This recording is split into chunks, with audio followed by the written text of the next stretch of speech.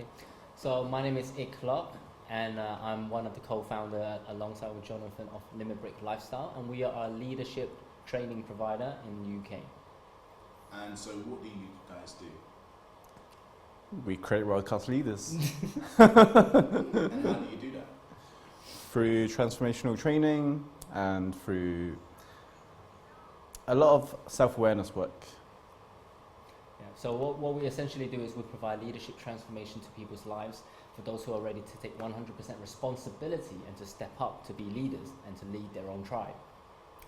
And so when did you guys discover that that was what you wanted to do? When did you find your purpose of wanting to change people's lives?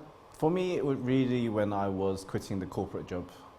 When I really physically burnt out, mentally burnt out, I was struggling. I was struggling to find what is it that I wanted to do. And that's when I spoke to my business partner now, Ik, about how can I serve the world more and what is it that I really want to do. And for me, it was really helping people rediscover and reclaiming their personal power and stepping up to responsibility and becoming the leader they need to be in order to achieve what they want in their lives. Yeah, and one of the turning point was we started off as life coaches. Well, I started off as a dating coach and then I transferred to a life coaching. But then it was our coach that actually saw the obvious and that said, hey, Jonah, you guys are not life coaches. You guys are leadership. You guys do leadership. That's the kind of stuff that you guys specialize in. And that's when a penny dropped. And so we thought that's what we actually wanted to do. So what is the feeling that it gives you guys to help your clients? How does that make you feel? The feeling for us personally, a great sense of fulfillment. For myself personally, it feels like it's kind of like you've seen a baby being born, right? Because when you're creating leaders, right, they become when they step up to take full responsibility for their life, and they actually become so empowered that they actually take charge of their own life. It's like watching your child grow up. For me, I mean, I'm not a dad yet, but if I was to ever be a dad, that's the kind of feeling I would get, And for me is waking up inspired. Because a lot of people will look for motivation when they get up, but motivation doesn't last. And so wake up inspired is what I do every day, because by doing that, I'm able to serve my clients better. I'm able to get that fulfillment, be able to have that drive, be able to build up the resilience to keep continuing on despite what's going around my own personal life. It's my drive and passion to keep pushing on. So how, give me your top 3 tips for daily inspiration. Do you want to go first? No, you go. For me, I normally have a morning routine which I read up on. I look for inspirational quotes and make a post every day. And that usually sets up the theme for the day. And that's how I lead my day, according to that quote, or according to the theme of the quote. So sometimes it could be happiness, sometimes it could be love, sometimes it could be just resilience, sometimes it could be grit. So, and then my next one would be working out. I always have a routine of working out because that builds up the mental drive and resilience and grind and the hustle in order to get through the tough stuff throughout the day. And third one would be just looking after my health. All leaders need to step up reclaiming your power. You need to start looking after yourself.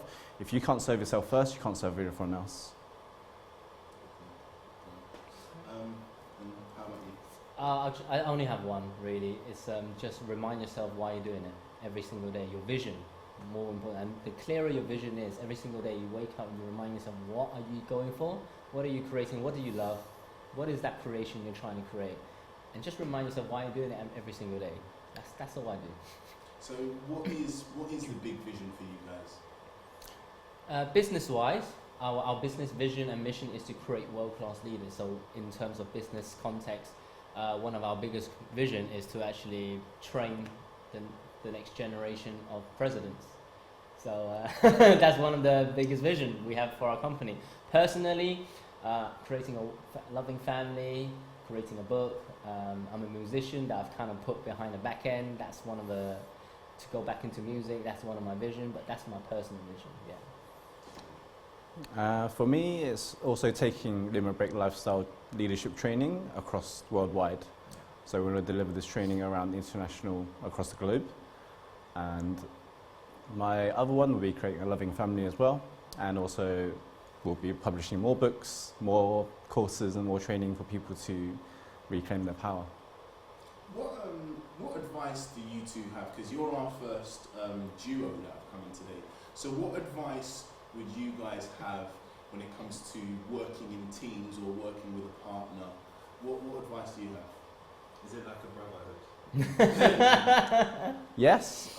For my advice for those who's seeking for working in a partnership is to find values that align with each other. That sometimes you may have disagreements on things, but as long as your values align, and I'm talking about personal values such as family, love, integrity. Yeah. Those are really important to us, and confidentiality. Our values align pretty much 100%, and that's why our synergy is so powerful. Yeah. And what other people see our partnership as so powerful and so incredible, and people admire the way we do and achieve things we have in the business, is because our synergy and our values align 100%. Yeah. And once you figure out that, hey, this guy's, your partner has a similar values with you guys can actually work together, then the most important thing that most people actually don't do when they start a partnership out is to sit down and have agreement, black and white. What is your role and what's my role? Because you've got to have that kind of agreement in place so that both partnership knows what kind of is expected out of each other.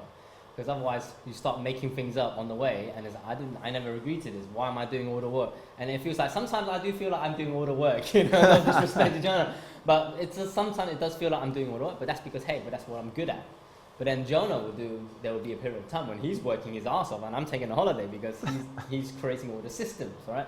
So I think the third tip I would give in terms of finding a great partnership is to find someone who really complements your strength. So you don't want, if you're a great speaker and you sell great on stage, you don't want another great speaker who sells great on stage. You want someone who can systemize what you're good at already doing. So in a dynamic with Jono and I'm kind of like the front of the business because I speak and I train people and I kind of like deliver the service, whereas Jono kind of make things happen in the back end.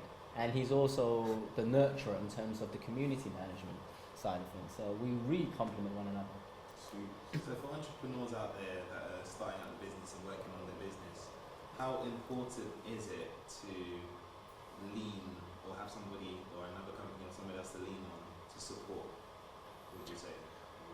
For those that are starting out in entrepreneurship, you can't do business on your own. Mm-hmm. And there's no point doing business on your own because there's so many resources that we have now in this century that we have access to apps and Google and everything, right? That's out there and all the resources and tools and people, the amount of talent that's out there, there's no need to go for it alone.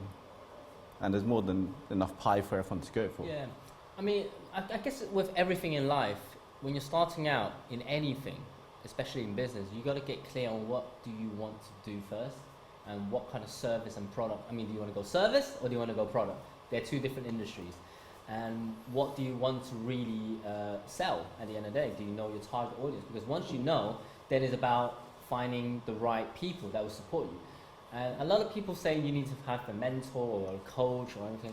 I mean, I do agree with that, but if you don't have the right coach and the right mentor who's maybe got experience in the industry that you want to get into, then you're not going to go very far because the business advice that, for example, that I give in terms of the service-based industry may not go really well for a product-based industry. So you got to really know first with clarity before you get support. But absolutely, support. Everything is a structure, everything, having a peer group, having a mentor, having a partnership, having a relationship, the right partner in your life, personal partner, intimate relationship to support you is very important. Sorry, I was so engaged in what you were saying, I forgot. That's okay. How did you two meet? Well, Tell me the story. we met when I was a founder of a British and Chinese University society. So I started up during university, I started up a society for British and Chinese university students. And during that time, I started to look for ways to enhance experience for the club members. And so then I looked into clubbing events. Then I looked at club promotions in central London. And that's when I met his cousin, who was one of the biggest organisers in London doing clubbing events, and specifically for Chinese or British mixed events. And so I approached him and started to learn about how to do promotions, how to do events, and it was more of getting more side promotions marketing, and then getting more experience for my members who want to experience the British culture, the university culture, and to have fun really. And that's when I met his cousin, and he used to do my commission for the till. I paid the guy. That's a good story. So,